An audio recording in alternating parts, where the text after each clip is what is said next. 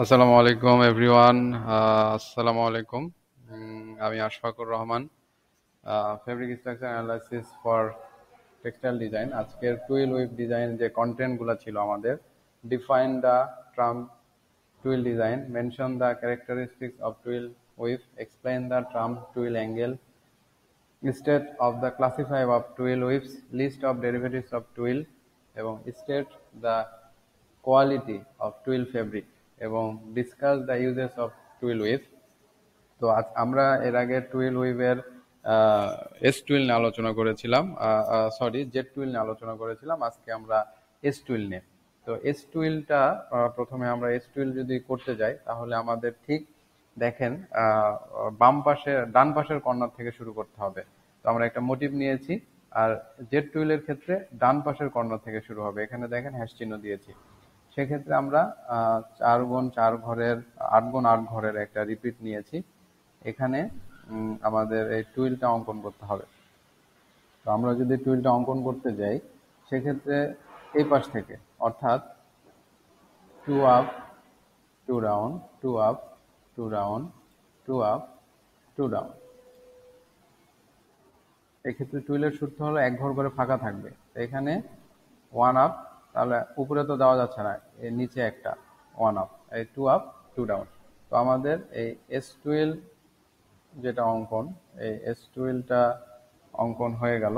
সেক্ষেত্রে আমরা যেটা করতে পারি, এটা কপি করে আমাদের যে বাকি যে ভাগগুলো আছে সেখানে আমরা বসায় দিব এস টুইল। বাকি ভাগগুলোতে আমরা আমাদের এস টুইল বসায় দিলাম। এটাই আমাদের যে এস টুইল অঙ্কন হয়ে গেল।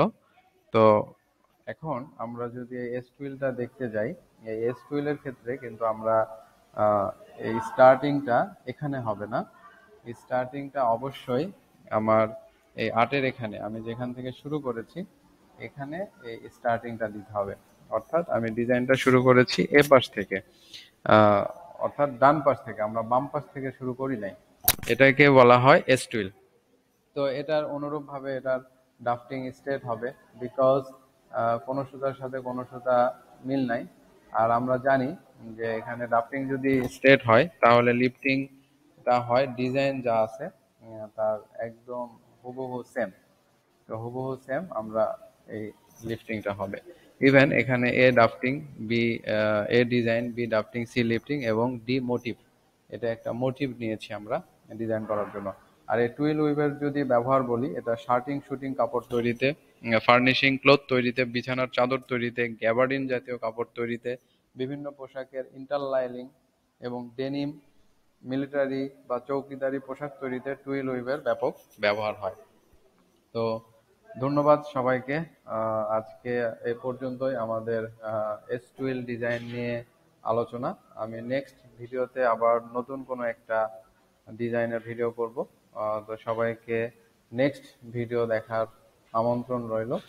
তো আমি যদি আরেকবার আপনাদেরকে, যেহেতু এস টুইল এবং জেড টুইল এটা খুবই গুরুত্বপূর্ণ, আমি রিভিউ করে দেখাতে পারি যে জেড টুইলটা অবশ্যই শুরু হবে বাম পাশের কর্নার থেকে এবং হ্যাশ চিহ্ন দিতে হবে যেখান থেকে শুরু হবে। দুটার নিয়ম সেম, দুই টুইল ডিজাইনের নিয়ম সেম। আর এস টুইলটা ডান পাশের কর্নার থেকে শুরু হবে এবং দুটারই ড্রাফটিং স্টেট হবে এবং লিফটিং হবে অনুরূপ। ঠিক আছে? তো এই সিস্টেমেই আমাদের এই এস টুইল এবং জেড টুইল ডিজাইন অঙ্কন করতে হয়। এবং আমরা এরপরে আরো অনেক টুইল ডিজাইন আছে, আমরা সেটা নিয়ে কথা বলবো। তো আজকে এ পর্যন্তই। ধন্যবাদ সবাইকে। সুস্থ থাকবেন, ভালো থাকবেন। আসসালামু আলাইকুম।